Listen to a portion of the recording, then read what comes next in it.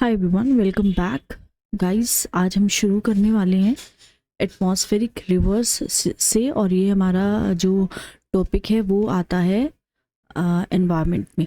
So scientist ने warn किया है कि जो इंटेंसिफिकेशन हो रहा है और जो एटमॉस्फेरिक रिवर्स है उनकी फ्रीक्वेंसी में इंक्रीज हो रही है ग्लोबल वार्मिंग की वजह से, क्योंकि ग्लोबल वार्मिंग बहुत ज़्यादा इंक्रीज हो रही है। एंड एक्सट्रीम रेनफॉल के जो इवेंट्स है वो हो सकते हैं, एंड वेदर का जो पैटर्न्स है वो भी क्या हो सकता है, अफेक्ट हो सकता है।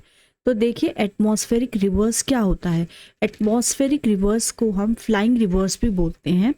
रिलेटिवली लॉन्ग होती है, नैरो रीजन्स होते हैं इन द एटमॉस्फेयर जो ट्रांसपोर्ट करते हैं most of the water vapour outside of tropics. ठीक है, अब ये जो एवरेज एटमॉस्फेरिक रिवर होती है ये 2000 किलोमीटर्स तक की इसकी डिस्टेंस होती है, और अगर हम इसकी वाइडनेस की बात करें तो ये 500 किलोमीटर तक वाइड होगी एंड नियरली 3 किलोमीटर डीप होगी। एटमॉस्फेरिक रिवर क्या होता है, ये एक लार्जर सिस्टम जो होता है एक्स्ट्रा ट्रॉपिकल साइक्लोन उसका पार्ट होता है, जो कि हीट को, मॉइस्चर को क्या करता है, ट्रांसपोर्ट करता है ट्रॉपिक्स से टूवर्ड्स द पोल्स की तरफ हमारा ये हीट एंड मॉइस्चर यहाँ से ट्रांसपोर्ट होता है। Atmospheric river typically low level jet areas में लोकेटेड होते हैं। एक एरिया होता है जहाँ पे स्ट्रॉन्ग विंड्स होती हैं in lower atmosphere. They are largest transport mechanism of fresh water on earth. जो लार्जेस्ट फ्रेश वाटर जो ट्रांसपोर्ट होता है एटमॉस्फेरिक रिवर की वजह से भी ही होता है। रिस्पॉन्सिबल होते हैं for 90% of moisture transfer from tropic to poles की तरफ। जबकि मेनली एटमॉस्फेरिक रिवर बहुत ही वीक सिस्टम्स होता है, कुछ लार्जर होती है, कुछ स्ट्रॉन्ग एटमॉस्फेरिक रिवर होती है। इनकी वजह से एक्सट्रीम रेनफॉल हो सकता है, फ्लड्स हो सकता है, जो क्या कॉज करता है, mud slides and catastrophic damages. Okay, now let's talk about climate change and atmospheric river. So with temperature increase, जब temperature increase होता है, intensity जो होती है rain events की जब वो rise करती है because of increase in atmosphere's moisture retention capacity by 2100, atmospheric river are predicted to become more intense globally and will be much broader and longer. So intensified atmospheric river produce करती है drought like conditions by removing rainfall from rainfall dependent regions. Impact क्या होता है atmospheric river का India पे, क्या होता है, 7 of India's 10 most severe floods जो होता है मनसून सीजन्स में 1985 से 2020 के बीच में जो रही थी वो एटमॉस्फेरिक रिवर की वजह से ही हुई थी। Because in extent of fog and haze in Indo Gangetic plains has been linked to rising pollution and water vapor due to intrusions of atmospheric river.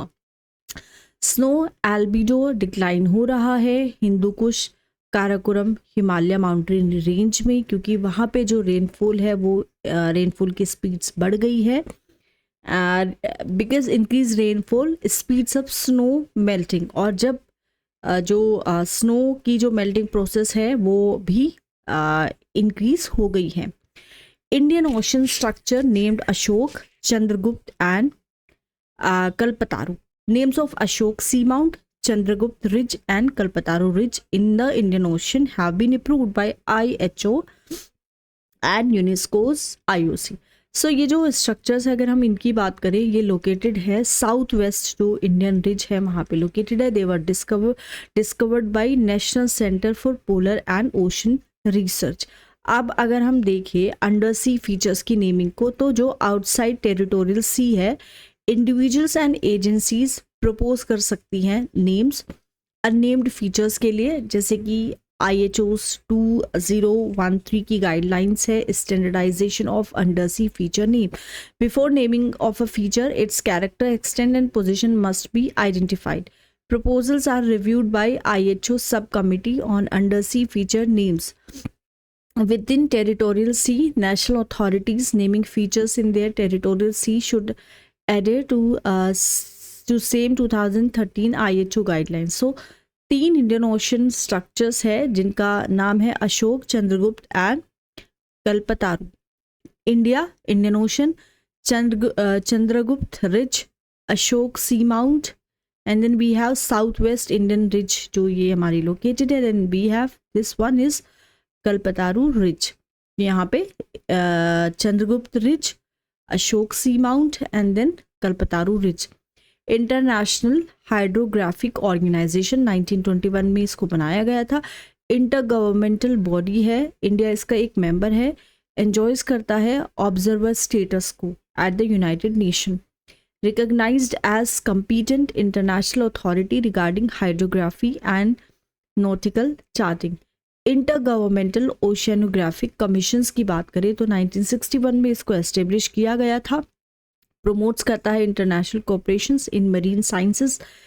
गेपको, General Bathymetric Chart of the Oceans, is an IHO and IOC UNESCO joint project जो collect करता है bathymetric data and oceans को क्या करता है, map करता है. गेपको इसका फंड मेंटेन्स करता है and makes available a digital gazetteers of the names, generic feature types etcetera.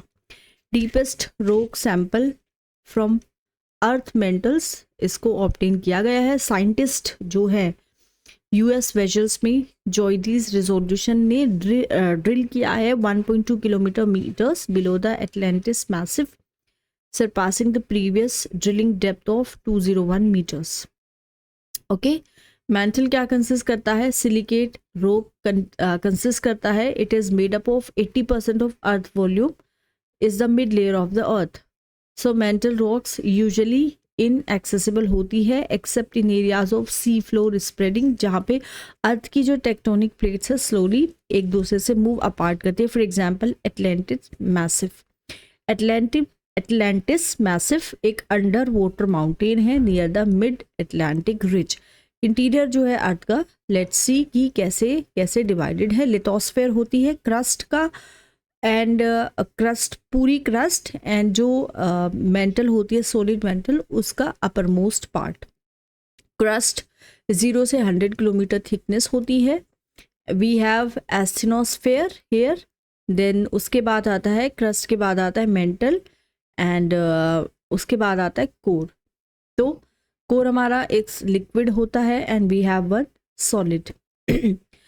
Programme drilling जो किया गया था under international ocean discovery programme, India एक फंडिंग पार्टनर है इसका. लोकेशन अगर हम देखें, drilling was done on the southern side of the Atlantis massif near the lost city hydrothermal field पे इसको किया गया था. Sample recovered, new rock sample contain करता है 70% रॉक. सिग्निफिकेंस देख लेते हैं. सैंपल हमें अंडरस्टैंड करने में हेल्प करते हैं. अपर मेंटल की कॉम्पोजिशन क्या है, केमिकल रिएक्शंस क्या क्या होते हैं रॉक्स के बीच में, सी वाटर के बीच में over a range of temperatures. So these processes might have played a role in the origin of life of on earth billions of years ago. Also जो प्रीवियस ड्रिलिंग थी was not deep enough to look for organism, जैसे कि heat loving bacteria जो बहुत ही ज़्यादा extreme weather में पाए जाते हैं, that might dwell further down. Now यहाँ पे हमारा जो एनवायरनमेंट का पोर्शन है वो फिनिश हो गया है. नेक्स्ट हमारा आएगा सोशल इश्यूज वाला पार्ट. सो इसको हम अपने लेक्चर में कवर करेंगे. Thank you so much.